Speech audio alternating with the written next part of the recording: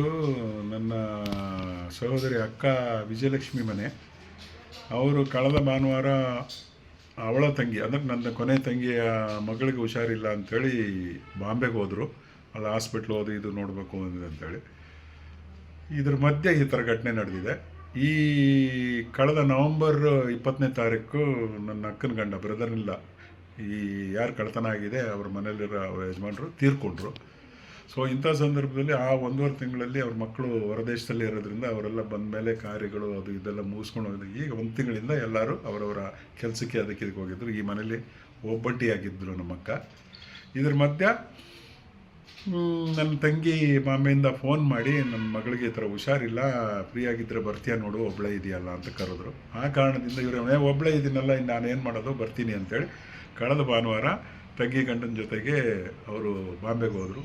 ನೆನ್ನೆಗೆ 6ನೇ ದಿವಸನೋ 5ನೇ ದಿವಸನೋ ಆಗಿತ್ತು. ನೆನ್ನೆ ನೋಡಿದ್ರೆ ಈ ಥರ ಘಟನೆ ಆಗಿದೆ. ನನಗೆ ರಾತ್ರಿ 2:45ಗೆ ಬಾಂಬೆಯಿಂದ ನಮ್ಮ ಬ್ರದರ್ ತಂಗಿ ಗಂಡ ಫೋನ್ ಮಾಡಿದ್ರು.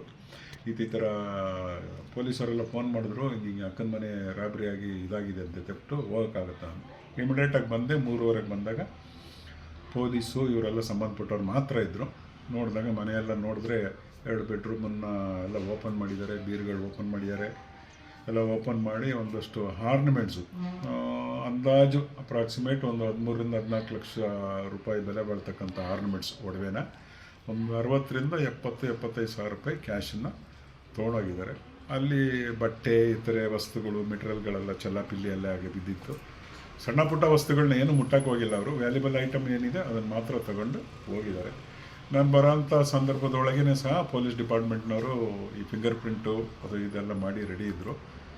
ಆಮೇಲೆ ಅದರ ನಂತರ ಪೊಲೀಸರು ಕಂಟಿನ್ಯೂಸ್ ಆಗಿ ಬರ್ತಾಯಿದ್ರು. ಬೆಳಗಿನ ಜಾವ 6:30-7 ಗಂಟೆಗೆ ಅಡಿಷ್ನಲ್ SP ಕಾವೇರಪ್ಪವರು, DVSP ಇವರೆಲ್ಲ ಸುಮಾರು ಎಲ್ಲ ಬಂದು ಮನೆಯನ್ನು ಸಂಪೂರ್ಣವಾಗಿ ಪರಿಶೀಲನೆ ಮಾಡಿ ವೀಕ್ಷಣೆ ಮಾಡಿ ಏನೇನಾಗಿದೆ ಅಂತೆಲ್ಲ ತೊಗೊಂಡೆಲ್ಲ ವಿಚಾರನ ತಿಳ್ಕೊಂಡು ಈ ಅಕ್ಕಪಕ್ಕ ಇರ್ತಕ್ಕಂಥ ಎಲ್ಲ ನೈಬರ್ಸ್ ಜೊತೆಗೆ ಎಲ್ಲೆಲ್ಲಿದೆ ಏನೇನಿದೆ ಅಂತ ಅವ್ರ ಜೊತೆಗೆಲ್ಲ ಮಾತುಕತೆ ಅದೆಲ್ಲ ಮಾಡಿಕೊಂಡು ಮಾಹಿತಿಯೆಲ್ಲ ತೆಗೆದುಕೊಂಡು ಹೋಗಿದ್ದಾರೆ. ಆದಷ್ಟು ಬೇಗ ಶೀಘ್ರದಲ್ಲಿಯೇ ಕ್ರಮ ನಾವು ತೆಗೆದುಕೊಳ್ತೀವಿ, ಸಿಗ್ತಾರೆ ನಮ್ಮ ಕೈಗೆ ಅಂತ ಹೇಳಿ ಹೋಗಿದ್ದಾರೆ. ಇಷ್ಟು ವಿಚಾರ. ನಮಸ್ತೆ, ವಿನಯ್ ಗೌಡ ಅಂತ. ನಾನು ನಿನ್ನೆ ನೈಟ್ 2:30-3 ಗಂಟೆ ಅಷ್ಟೊತ್ತಿಗೆ ಕಳ್ಳರು ಡೋರೆಲ್ಲ ಹೊಡೆದು ಓಪನ್ ಮಾಡ್ತಿದ್ರು. ವಿತ್ ರಾಡ್ ಗಿಡ್ ಎಲ್ಲ ಹಿಡ್ಕೊಂಡು ಪ್ರಿಪೇರ್ ಆಗಿ ಬಂದ್ಬಿಟ್ಟಿರು ಸರ್. ಫುಲ್ಲು ಇಲ್ಲಿ ಪಕ್ಕದ ಏರಿಯಾ ಅಟೆಂಪ್ಟ್ ಆಗಿದೆ 2 ಗಂಟೆ ಅಷ್ಟೊತ್ತಿಗೆ.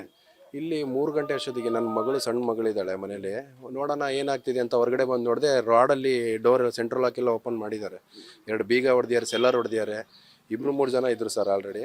ಅಲ್ಲಿ ಬೈಕ್ ಪಾರ್ಕ್ ಮಾಡಿ ಬಂದಿರು. ಫುಲ್ ಪ್ರೊಫೆಷನಾಗಿ ರೆಡಿಯಾಗಿ ಬಂದಿರು ಸರ್. ಶೂಸಿಂದ ಹಿಡ್ದು ಮಾಸ್ಕು, ಗ್ಲೌಸು, ಹೆಲ್ಮೆಟಿಂದ ಇದರಿಂದ ಫುಲ್ಲು ನಾನು ಹಿಡಿಯೋಕ್ಕೆ ಹೋದೆ. ನನ್ನ ಮೇಲೆ ಅಟ್ಯಾಕ್ ಆಯಿತು. ಕಲ್ಲಲ್ಲೆಲ್ಲ ಹೊಡೆದ್ರು. ಈ ಗಾಡಿಗೆಲ್ಲ ಟಚ್ ಆಗಿದೆ, ಕಾರಿಗೆಲ್ಲ ಟಚ್ ಆಯಿತು. ಬಂದು ಈಗ ಟ್ರೈ ಮಾಡಿದೆ ಸರ್, ಕಿರಿಸಿದೆ. ಯಾರು ಅಕ್ಕಪಕ್ಕ ಯಾರು ಬಂದಿಲ್ಲ. ಯಾಕಂದರೆ ಎಲ್ಲ ವಯಸ್ಸಾದವ್ರು ಇದ್ದಾರೆ ಅಕ್ಕಪಕ್ಕದವರು, ಎಲ್ಲ ಇಬ್ಬರು ಗಂಡ ಹೆಂಡ್ತಿ ಇರೋರಂಥವ್ರು. ಯಾರು ಹೊರಗೆ ಬರಲಿಲ್ಲ. ಓಡಿಸ್ಕೊಂಡು ಹೋದ್ವಿ ಅಲ್ಲಿ ತನಕ.